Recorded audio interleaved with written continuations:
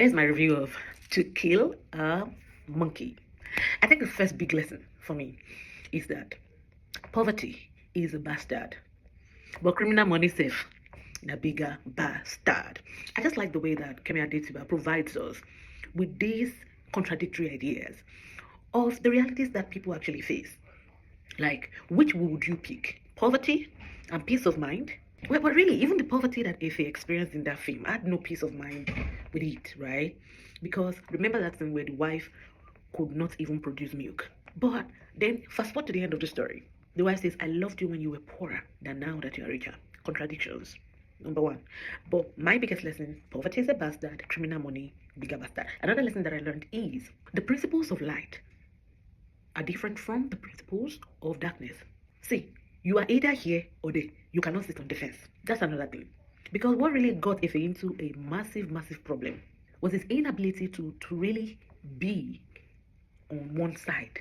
In terms of, and that was really difficult for him to do. He was trying to operate the principles of light in darkness.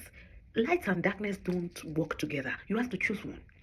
If you operate the principles of light in darkness, it will be catastrophic. If you operate the principles of darkness in light, it will be catastrophic. You have to pick one. That's number two. Another big deal for me was those epiphany moments or epiphanic moments in the film, especially when he was so poor and he was in that downfall yellow Lagos bus, and he looked through the window and he saw his face on the face of a rich guy in a Jeep or Range Rover, right? And then when he was caught, and then he looked through the window again and saw his poor self again through that window. I'm like, what is Adetiba doing with this epiphanic moment that is almost trance-like? I feel like the film provides us with an opportunity to operate from hindsight as viewers.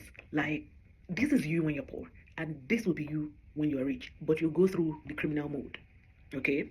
And the last and the biggest part of it is the way the film ends. Like, when the question is asked, if asked, will you do this again? I'm like, oh my God, I can't wait to know the answer that Efe would give. But there's actually no answer, right?